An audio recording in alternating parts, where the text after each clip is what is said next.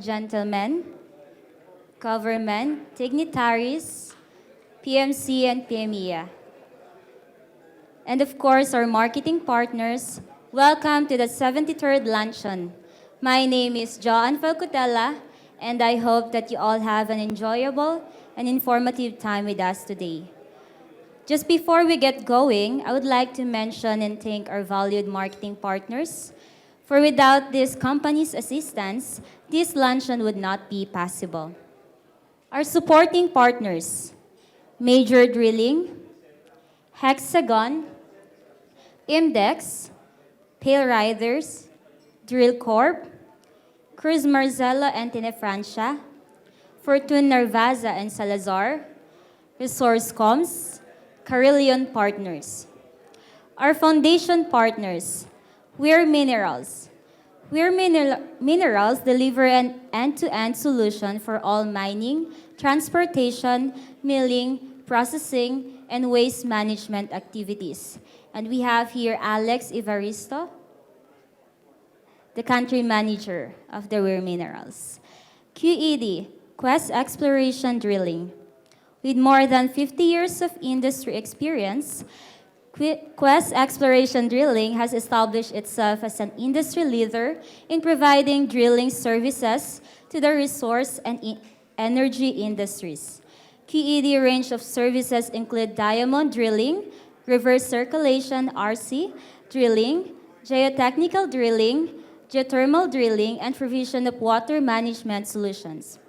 QED maintains high standard of safety in all of their operations. Ensuring the health and well-being of their employees is critical to their success. The company is committed to ensuring that they deliver upon customer expectation and provide the type of service that can be relied upon on every occasion. QED is keen to understand your drilling requirement. Here we have here Wayne Smith, the country manager of the QED. Our principal partners, Austa Geophysical Philippine Corporation. Austa Geophysical Philippine Corporation is a part of Austa Geophysical Consultants Group, which is known for providing expert advice and services for geophysical exploration and geotechnical investigation, applicable to the mining industry, energy sectors, geothermal, groundwater, environment, and construction. Austa has a long-term experience for over 2 decades in exploration of some of the most remote and challenging environments across more than 30 countries in the world, including the Philippines. And we have here Chutamard Martsen, the country manager.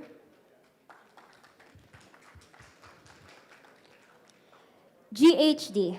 Since 1998, GHD has served the water, power, transportation, and land development infrastructure in the Philippines. It has committed to support the private and public sectors in addressing the infrastructure needs in the country by using technical knowledge and the latest digital tools and resources to deliver integrated planning, design, environmental, construction management, advisory, and digital services. It provides the client with an efficient and intelligent way of doing infrastructure projects. GHD offices in Metro Manila and Cebu are home to more than 800 employees.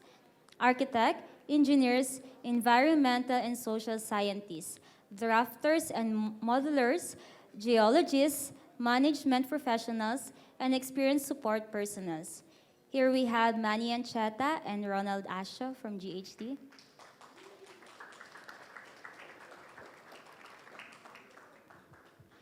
Our supreme partner, TerraGrail Geology and Geotechnics Construction Incorporation. In 2020, TerraGrail Geology and Geotechnics Construction Incorporation was founded to provide expert geotechnical engineering services and combat grand environmental challenges in earth sciences across the Philippines. Since then, the company has massively grown, delivering tailor-made solutions to clients of all sizes in various industries. Their powerhouse team consists of geotechnical engineers, geologists, civil engineers, and environmental specialists. with widespread experience and expertise across a broad range of geotechnical and environmental aspects, from site investigation to geophysical survey and ground improvement to foundation construction works. TerraGrail provides practical and cost-effective solution with high-level precision and utmost care for everything related to rocks, soil, and ground. And here we have Crisel Aquino from TerraGrail. I think she's not yet here. Our industry partners, we have the Oceana Gold, Santa Clara International Corporation, we have Elaine Intico,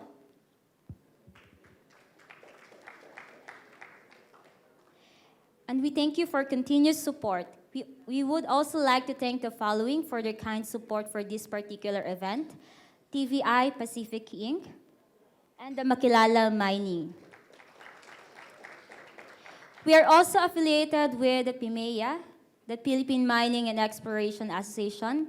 We have here Mr. Joey Ison, the president.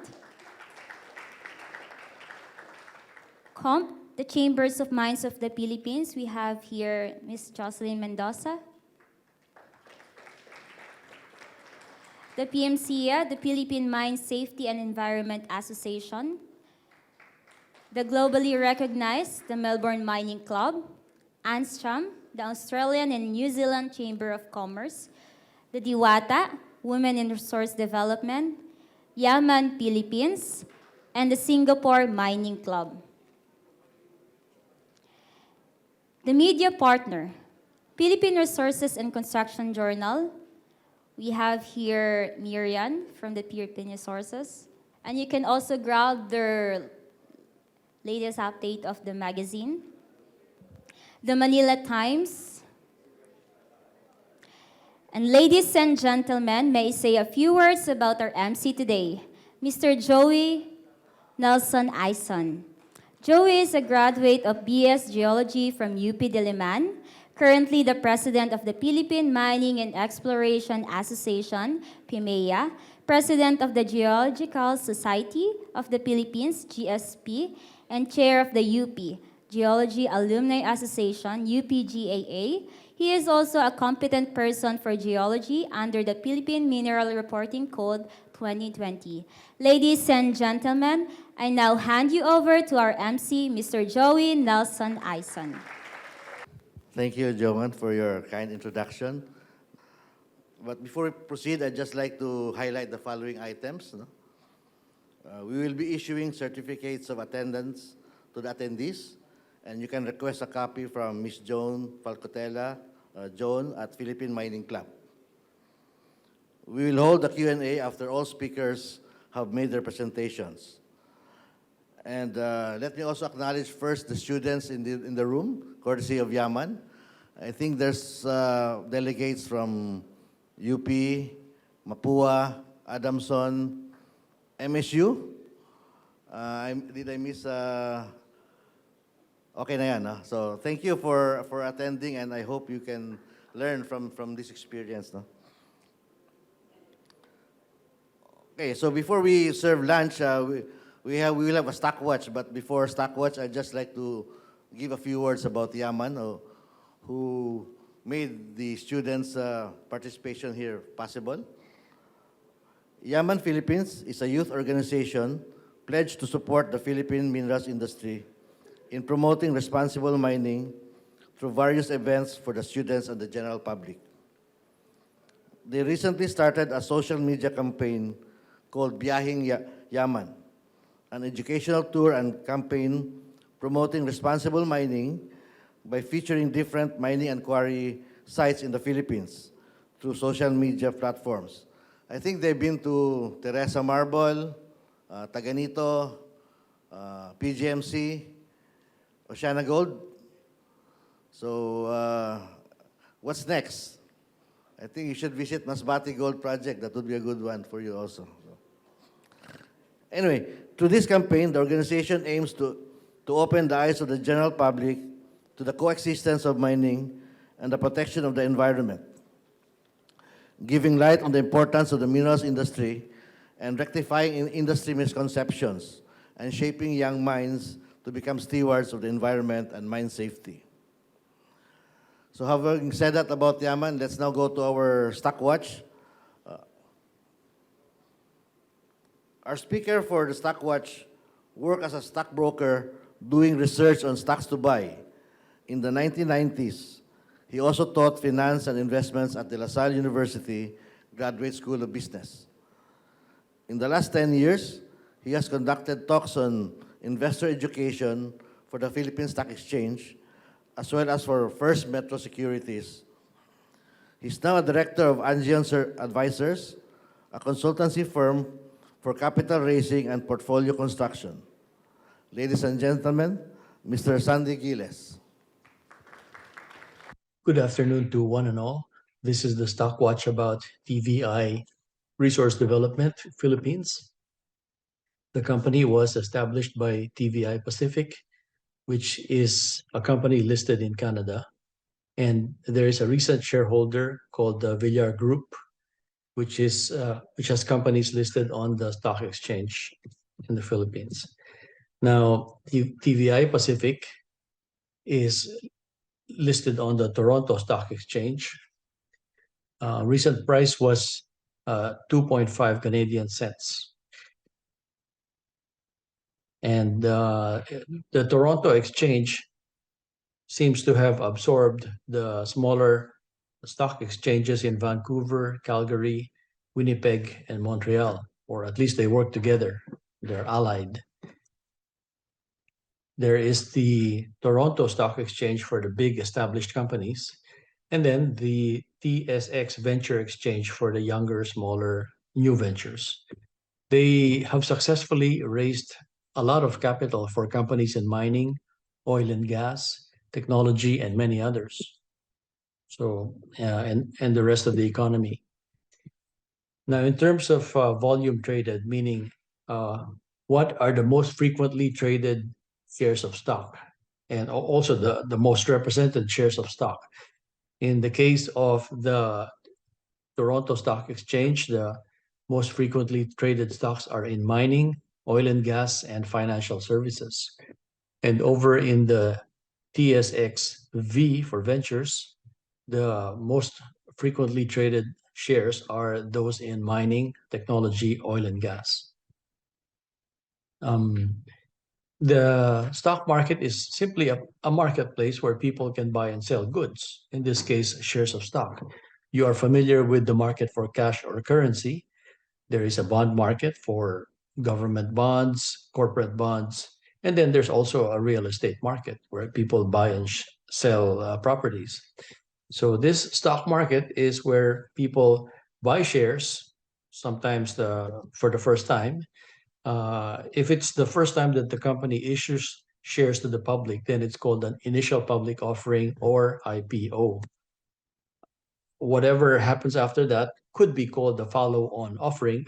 If it's simply all about additional shares, or it could be a rights offering if there is a discount for existing shareholders.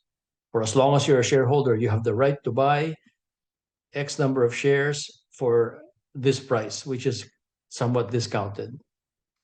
And what happens in general is that you invest in the shares, you give the money to the company, you receive shares of stock, and then the company employs the additional money into the business, and then if all goes well, then there will be good net profits at the end of the year, and all owners should receive a share in net profits if dividends are declared. That's the share in net profits. If ever net profits is big and growing, then you'll have more and more cash dividends, which makes the company very popular. The common shares will be more desirable, and then very likely the price of the common share will go up.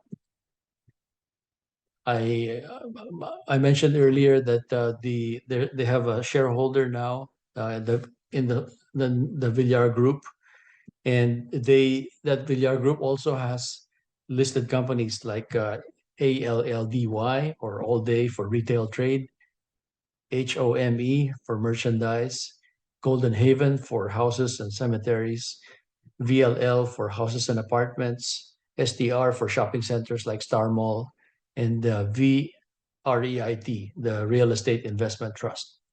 The REIT allows people to invest in one security, and then that security owns many properties which are generating rental income. One day, if conditions become optimal, TVI Resource Development Philippines might offer shares to the public. Um, Thank you for your kind attention. If you have any questions, feel free to write me at agiles@carillonpartners.net. Have a wonderful afternoon.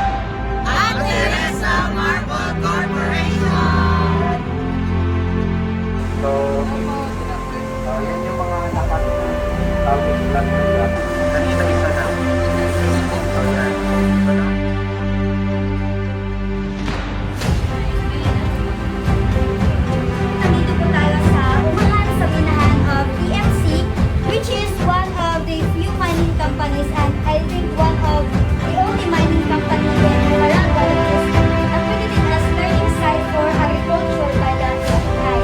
We are in DNC Botanic Garden!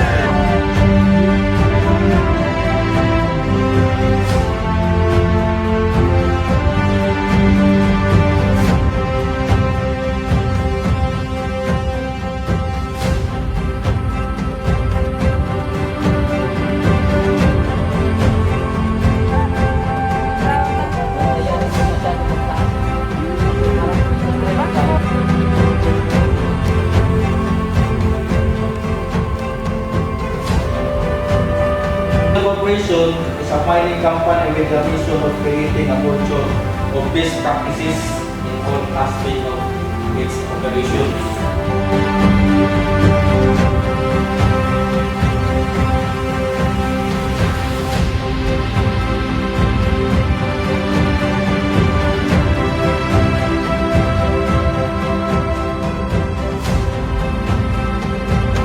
Welcome to the Indio Mine!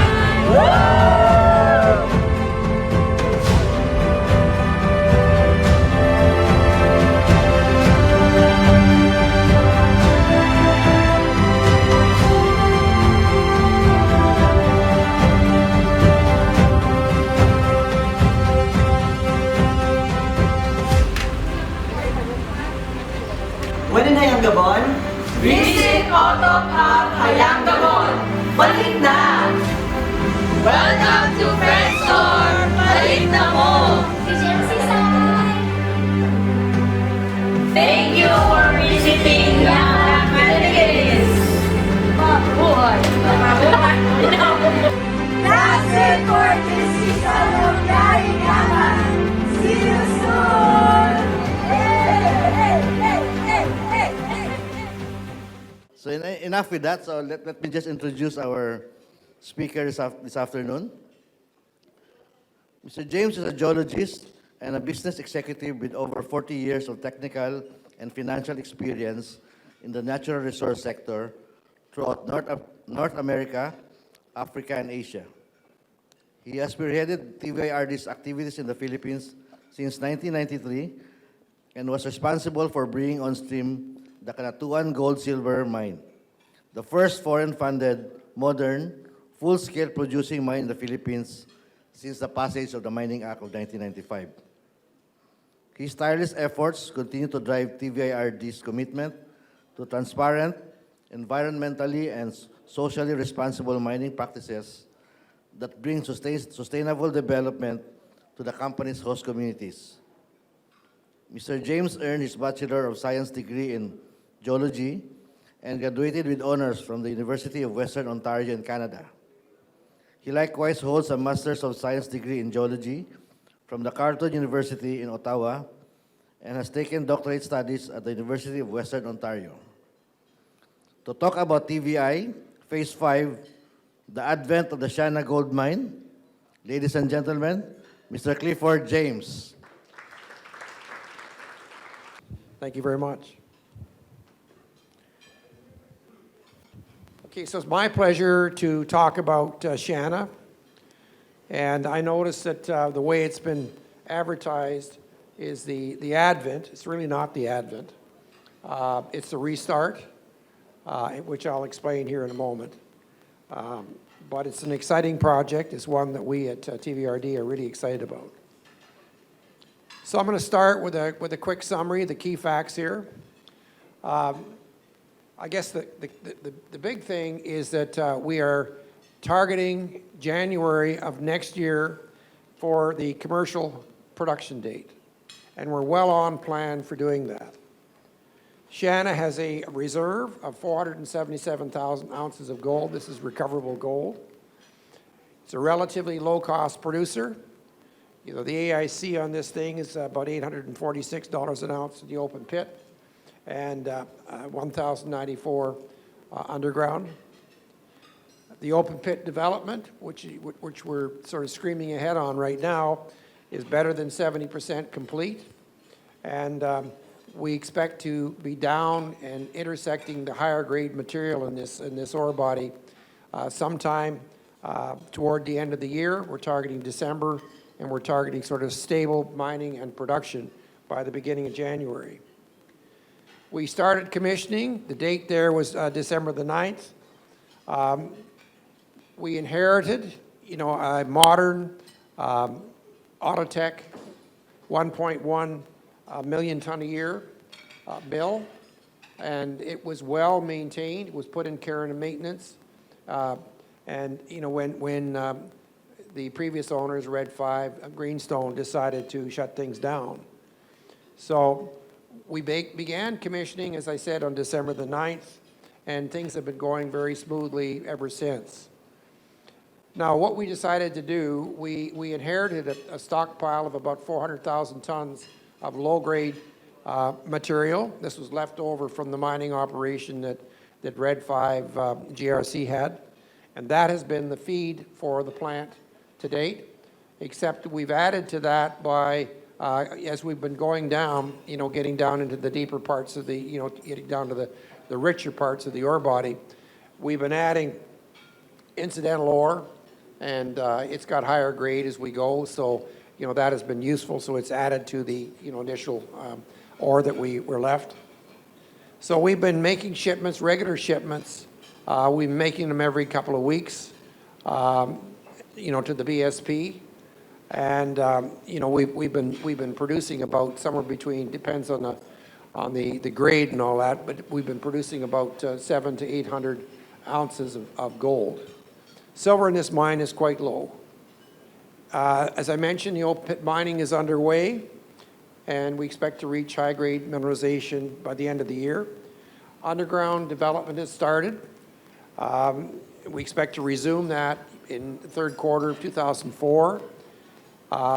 Red 5 Shana put in 3 portals, and they did the initial 445 meters of decline work. We started a new tailing storage facility. That tailing storage facility is nearing completion in terms of the elevation that we have to get to complete it. And that particular TSF will handle easily all of the ore that we will be processing from the open pit. We are well advanced with TSF 7. That'll be the bigger open pit. And I'll explain the details a little later. But that TSF will basically accommodate the tails initially from the underground operation. The notice to proceed has been issued by the MGB, and so we're moving ahead on that quite well. We expect to start construction on that in the fourth quarter of this year. We have a very supportive community. It helps, that we're in a pro-mining region. And, we are very fortunate to have the award-winning health, safety, and environment team in place. This is the team that basically started with the Canatuan operation and the Agata operation, currently involved with the Bellabag operation and this one. So we're on track to starting commercial operation in January. It'll be an exciting time for us. So where is this thing? Well, the map on the right shows you roughly where where this is located. It's on a major fault zone, the Philippine fault zone. It's on display, and it's in a similar position as the Manila Mining, Mabuhay, and the Silangan deposits. Gold mineralization in this district tends to be associated with these splays. Sienna consists of 2 blocks, and it's in the form of an MPSA. We also acquired the Ferrer claim when we bought the assets. Sienna was originally mined by Surcon. They started operations there in the 30s. And historically, they mined over 1 million ounces of gold. So it's been a good producer. Greenstone, Red 5 Greenstone, essentially built the plant that you see there today. I'll show you pictures of in a moment. And they started production in 2012, and then shut it down in 2017. And they shut it down for a number of reasons. They had lost their permit. They weren't able to get their permit on one of the TSFs. TSF 5, and this caused them to pause, and then they moved on, started doing things in Australia. As I mentioned, the Sienna deposit is covered by an MPSA. This was issued in 2002. It was issued for 25 years. We've recently extended that for another 25 years, so we're good for up until 2052. And I'm hoping that we'll have a mine there operating in 2052. It would be very nice if we did. Okay, again, the map there, the one on the right and the one on the top there just basically show the location. And then the tenements are shown in the one on the bottom left.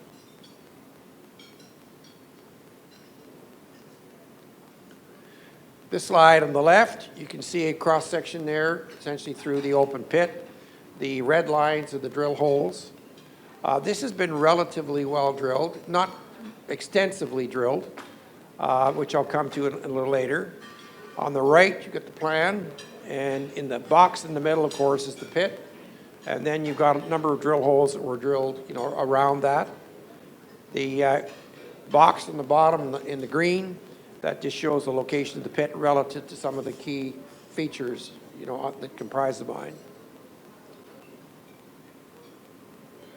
So this is the indicated mineral resource, 662,000 ounces of gold.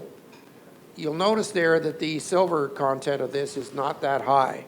So this is dominantly a gold mine. This is quite different from the Bellabag mine that we have. Now, there are 2 phases to this mine. There's the open pit phase, which is what we are focusing on right now. It'll be followed by the underground. So this shows the reserve 477,000 ounces. It's broken into its probable reserve, and it's broken into the open pit and the underground.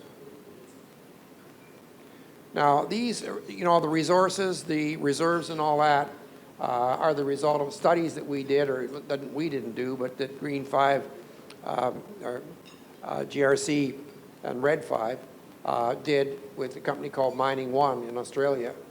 And Mining One is in the process of completing their update. We engaged them to do an update for us. And their initial feedback to us is that we are looking at another approximately 60,000 ounces of gold reserves. So this is encouraging. They've also are recommending that we do a geotechnical study because they believe that the way that they, Mining One, had modeled the pit walls, was too conservative, and they think that we can actually go a little steeper, and that'll add some reserve ounces as well. So we will be taking delivery of that anytime now. They told us they'd have it to us this past week. Processing infrastructure and the TSF are in place and they're operational. As I mentioned at the outset, we've got a modern Autotech mill that was commissioned in 2012. The plant was well maintained, as I mentioned, through the care and maintenance period. We've got grid power, and we've also got 8 megawatts in a diesel-fired power plant. And it's our desire not to use that power plant, as much as possible, simply because of the diesel costs. We've got all the infrastructure there. We've got the open pit, the underground workshop facilities, concrete batching plant, and we've got on-site workforce accommodation and office sites. The nice thing about the location of Sienna is that a lot of the people who work at the mine live in the communities around, and so they can commute, on a daily basis to the mine. These are just some shots of the facility there. This is a process plant and all of its various elements. You can see the ROM pads 1 and 2. They're currently feeding the plant. There's a crushing circuit, very simple. The ore is just brought up to the top there. It's fed down into the crusher, and then it's conveyed. You can see the conveyor belt there, to the SAG mill. There is the SAG mill, the grinding circuit, the green.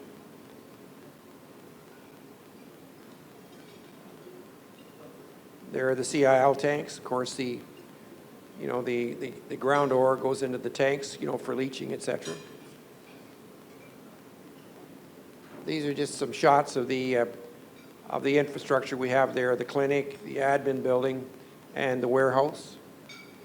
The whole mine itself, the facilities in that are in really good shape, and we've done a fair amount of upgrade to a number of things, but the whole thing is in really good shape. These are shots. You may not be able to see them with very good clarity, but we've got stage, I think we have stage 5, 6, 7, and 8. We have completed all of those, in terms of the mine development. We're currently on stage 8. We just started stage 8 recently, and as I said, we expect by December to be at a point where we're into the higher grade material.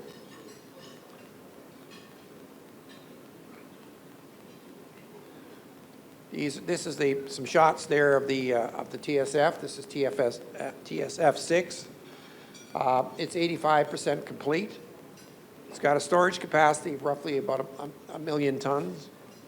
2 million tons. And you can see on the right there, you can see a cross section. We're essentially 85% complete, and we're rapidly approaching the crest of that particular dam. So we plan on storing the tails from the open pit in that facility. As I mentioned, the notice to proceed was granted by the MGB. This is for TSF 7. And, we're moving ahead very quickly on that. The design work, conceptual design work on TSF 7 was done by Knight and Peasold, and what ended up happening was that we brought in a local group called EDCOP, and EDCOP is the engineer of record on this project. And they're the ones that are doing the work. They did the detailed design on 7. The detailed design had already been done, by Knight and Peasold on 6. So we're moving very quickly on the dams. Just to move then to life of mine and the plan. The open pit will run for 3.3 years, and even before the open pit is exhausted, we'll go underground. So the combined life there is 12 and a half years. So we have a bit of an overlap.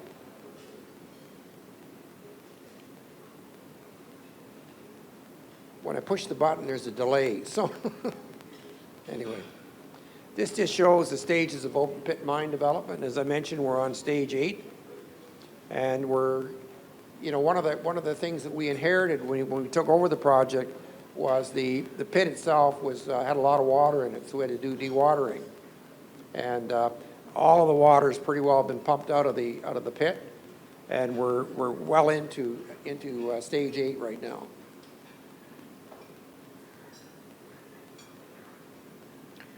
With respect to the underground mining plan highlights, the plan is based on the use of a conservative short uphole retreat mining method with a cemented paste fill, for ore extraction. And this will be done on 10 meter intervals. It's a proven mining method with reasonable productivities and costs, good control of mining voids and short hole drill and blast. It's a well understood. The current GM that we have is well experienced with underground, so he's going to transition from the surface operation, the open pit, into the underground. So he's chafing at the bit to get on with, getting going on the underground. It's just a slide on the underground development. Prior to going into suspension in 2017, 445 meters of decline. This is underground decline. We're done. Includes 3 portals. 3 portals are shown, by the way, in the slide on the left.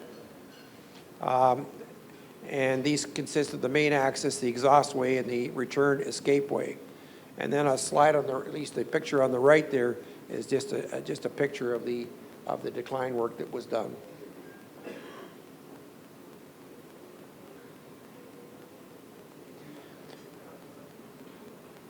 I'm an explorationist, and I get really, really excited about the exploration potential, of Shanna, and I think for good reason.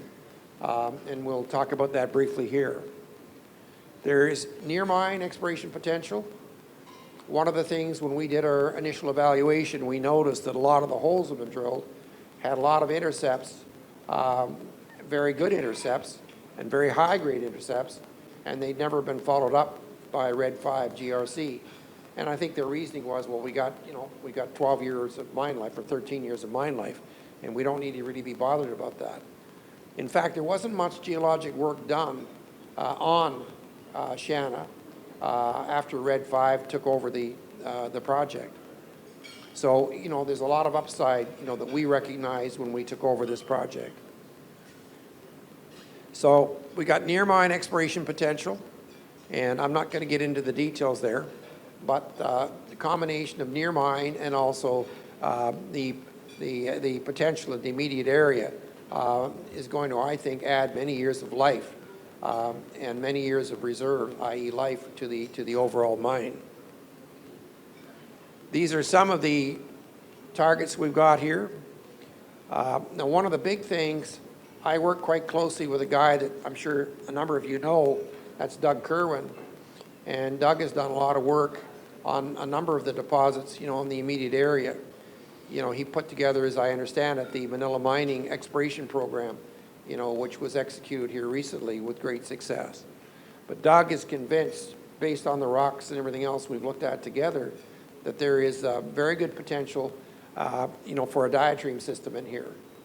And so one of the things about a diatreme system, is that there is there's always a feeder. And we think we know approximately where that feeder is. And the kind of feeder that we're looking at would be a porphyry that would be a gold-rich copper porphyry.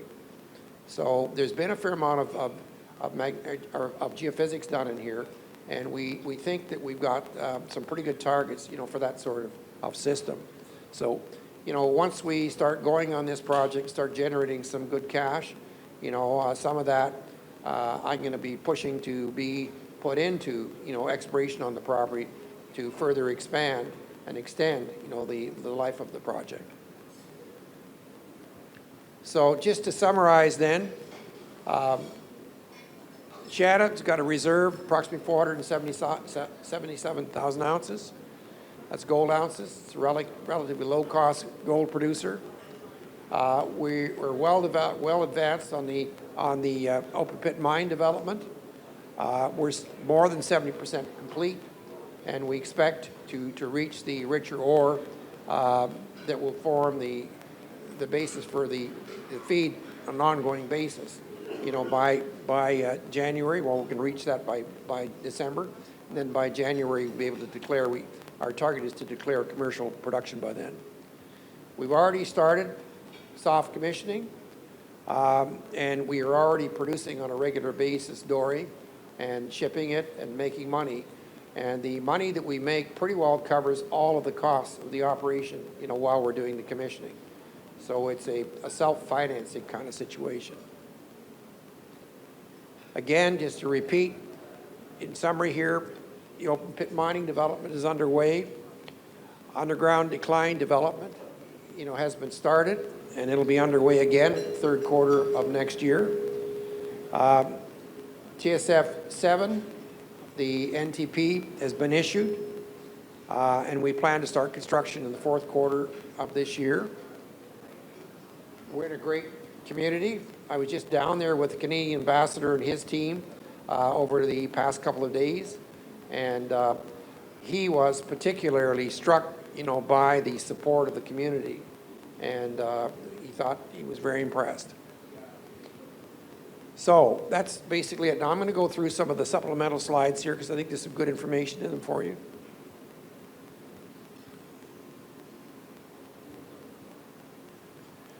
So this project is TVI's fifth project. I came to the Philippines in 1993, so I've been here 30 years. And for the first number of years, we were basically looking for a project. We got the Canatuan project. We started drilling that in 1995. TVI was actually formed in 1994.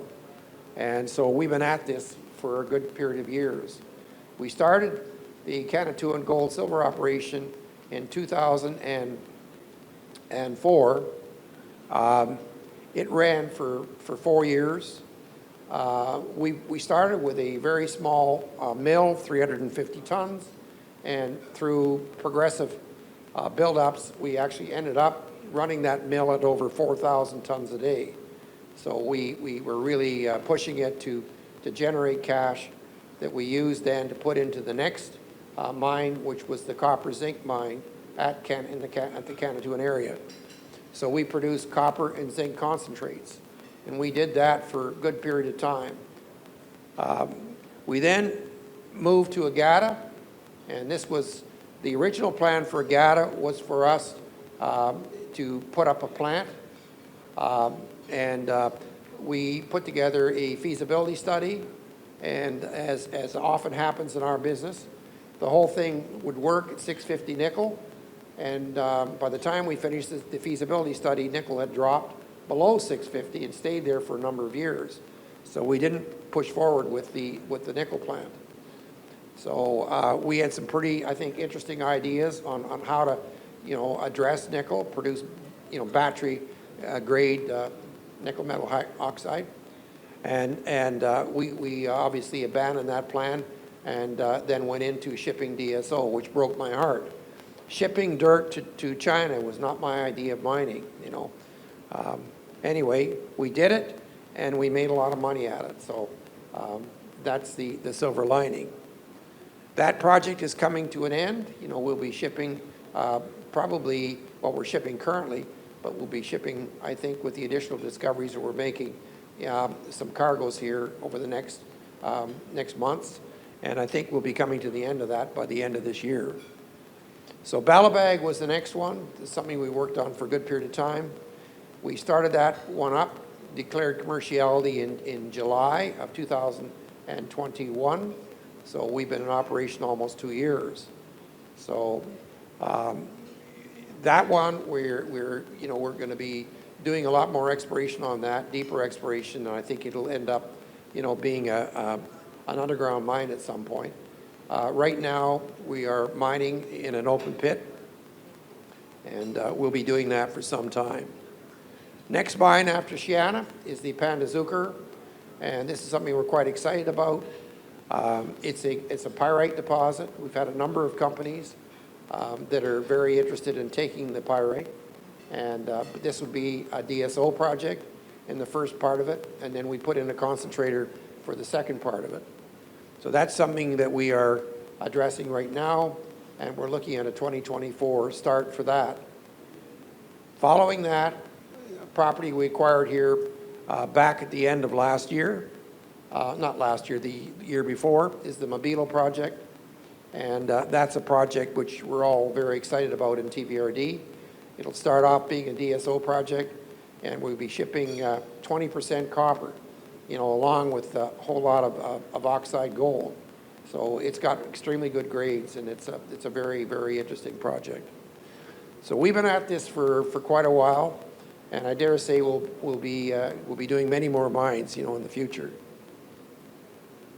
So one of the things that we're very proud of, and one of the things that I've really pushed from day one, is being a responsible miner.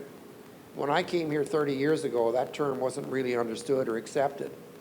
And I said to the team, the initial team in TVRD, we are going to be, the most responsible miner in this country, because I couldn't see any other way for the future than to be that. And we did that. We've really done, we've grown a lot in that area, and the results speak for themselves. We won 3 presidential awards for Agata. We won the presidential award for Balabag in its first year, and I dare say, we'll be a candidate, for Sienna, in its first year. So, we're very proud of what we do. We're very proud of the help that we've given the communities. Social license to operate. Now, again, I just mentioned that we had a trip with the Canadian ambassador and his team, and when we did a wrap-up toward the end of the trip, the ambassador said to me, this man, by the way, has been ambassador for Canada to China, after which he went to India, and then he came here because the Canadian government apparently is really going to be expanding the embassy that they have here in the Philippines. He's been to a mining project in Canada, but he hasn't got much experience with mining. But he said, the reason I reached out to you is because of the fact I am deluged with anti-mining groups who want to come to see me to talk about why mining shouldn't occur in this country.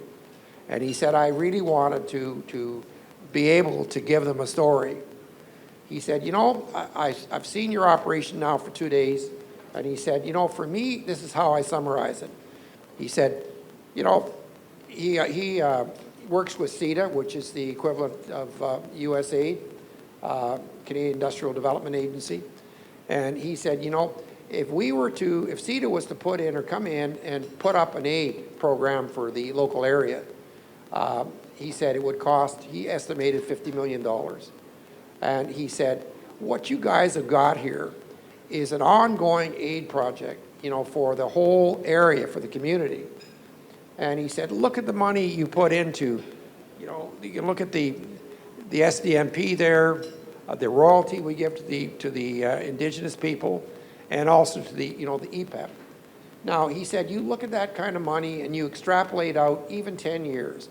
He said, that's a hell of a lot of money.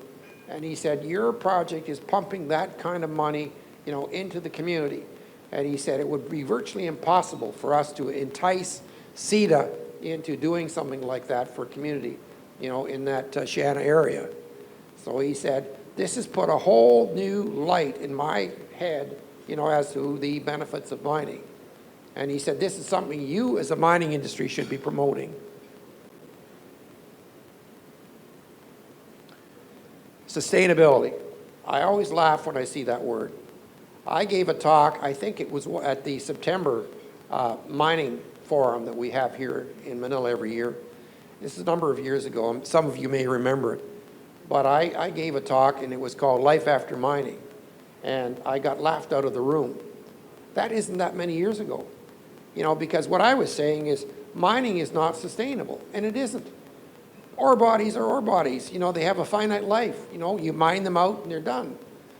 And I said, the answer to sustainability for a mining project is development projects that go hand in hand. And those projects are always agriculture. They could be tourism, but they're generally, agriculture type projects. And we as miners need to understand that. We can't keep pumping this old adage that, that mining is sustainable, because it isn't. And we have to prepare the community. That's the responsible thing to do. We have to prepare the community, for life after mining.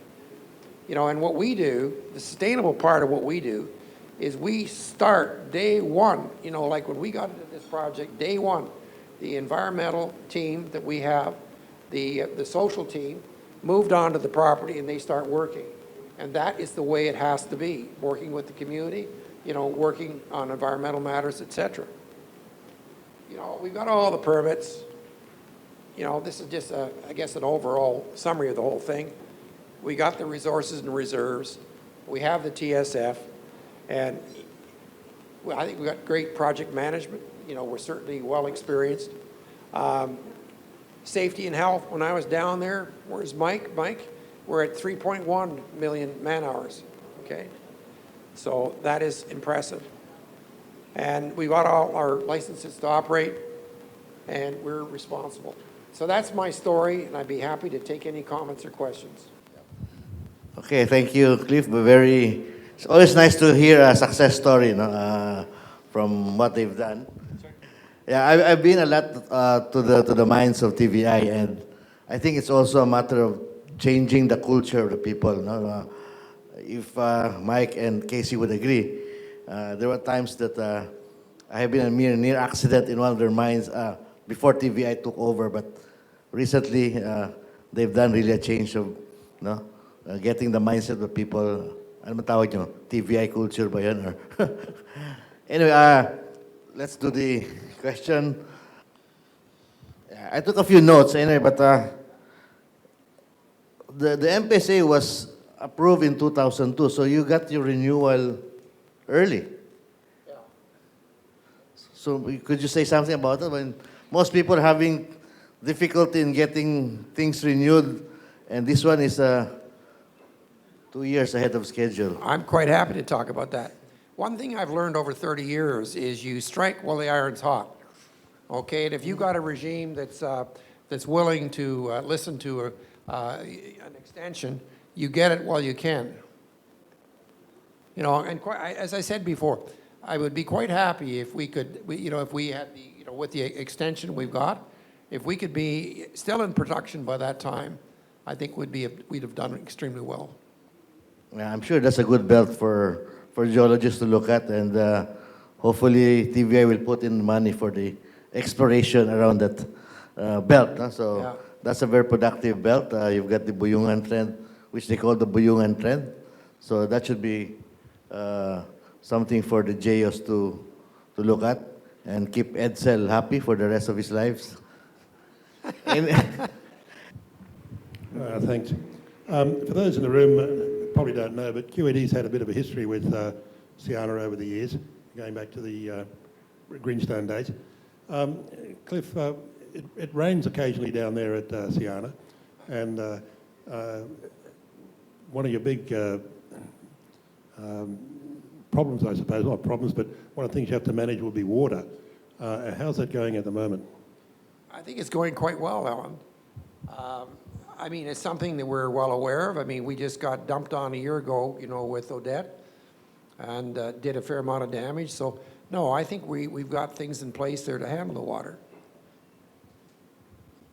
We're happy, you know, I think the TSF is designed in such a way that, you know, it'll be able to handle that.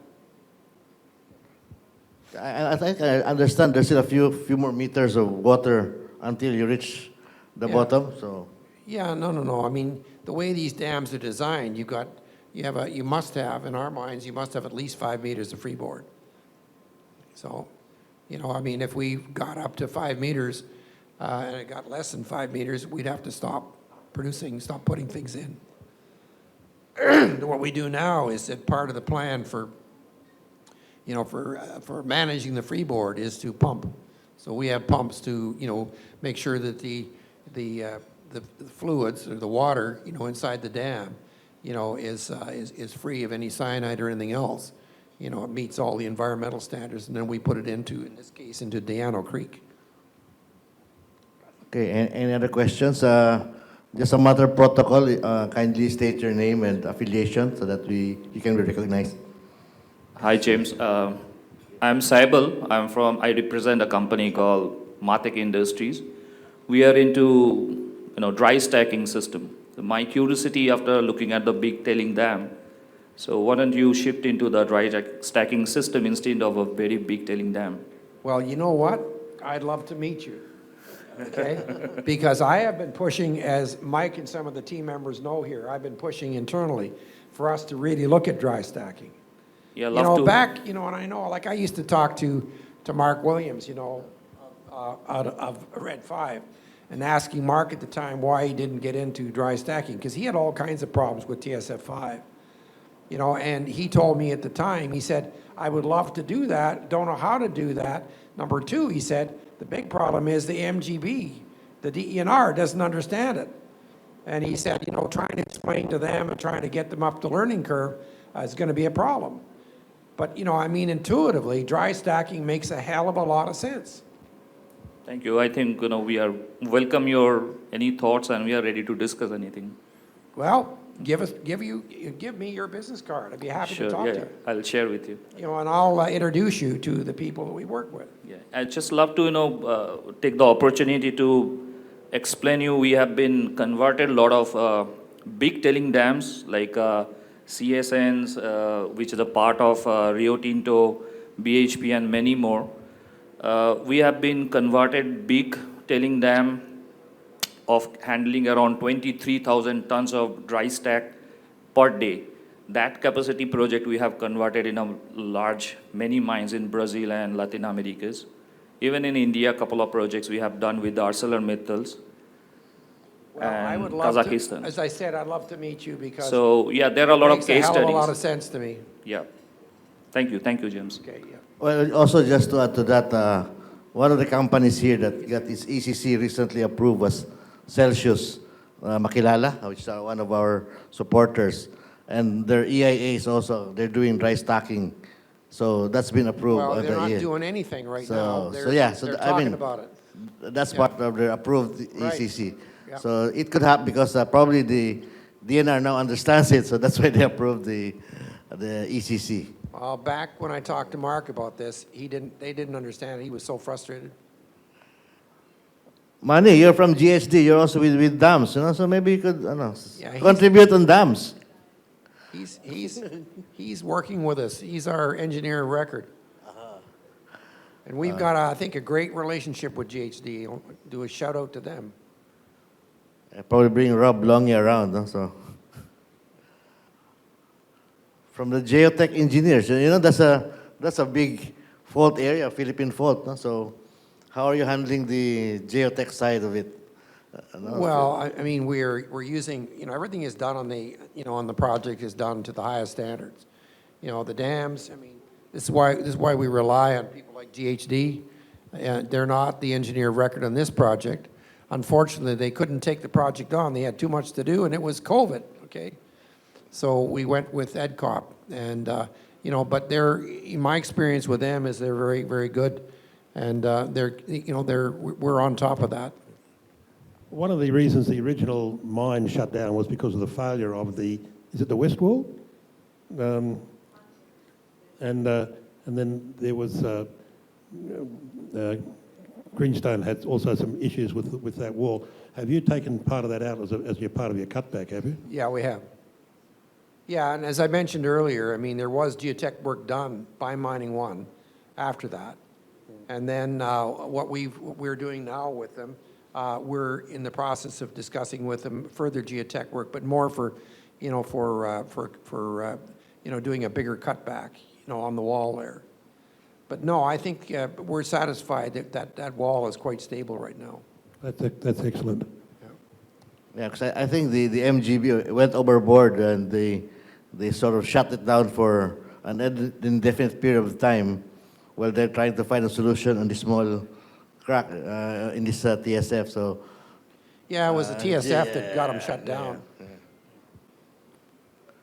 Well, anyway, you've also mentioned that when you took over, I mean, it's on a care and maintenance, so the meal and everything. So how did you find the care and maintenance? Well, it's like I mentioned in my talk there. We found the mill was in pretty darn good shape. They did an excellent job in terms of care and maintenance. And, yes, we're in soft commissioning, but there really isn't anything, that has presented a big problem for us. Things are generally in very good shape there. We've had to update some things, that are, were worn out, but that's just kind of standard stuff. Maybe for those of you who did not know, when Greenstone took over, they had to first find out if there were still people around, no? who knew about mining. And so Lolot ordered a few beers, and they ran out after 2 hours. So they found out there still so many people who had mining industry business, the skills. So it wasn't that difficult for you to pick people in the area. Is that correct, Lolot? And also, as a testament, I was one of the validating teams, and at one point I visited the pit and went to the TSFs, and I found out that the water was draining to that small creek. And I was finding out there were a few ladies doing their laundry in that creek, straight from the mine site. So they must have thought that the water is clean enough for their laundry. Wow. So I think that's how good it was, the water quality for the local residents to be able to entrust their laundry. George Yap, you can be probably supplying some equipments to. Well, that is the hope. Yeah.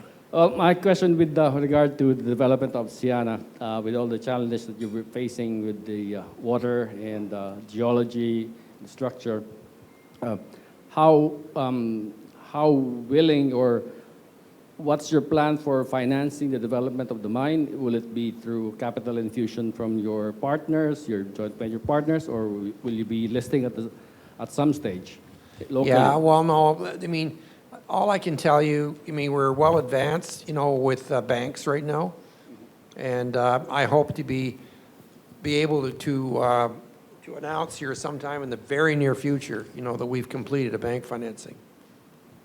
Now, having said that, the partner has put in money. That's good to know. Thanks. Yeah, Greenstone has what, 3.25% royalty, Lolot, no? Up to how much? 600,000 ounces. 619,000. Any other questions or clarifications? Maybe from the students, no? Maybe you want to visit a mine that's about to start up, and I'm sure Shana, TVI would be happy to host the students from Yaman and before they graduate and see what how a startup mine or restarting mine looks like,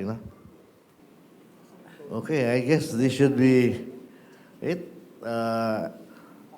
Thank you, Cliff, for answering questions and sharing the startup of Shana Mine, and we hope that I see you again for Mobilo. Okay.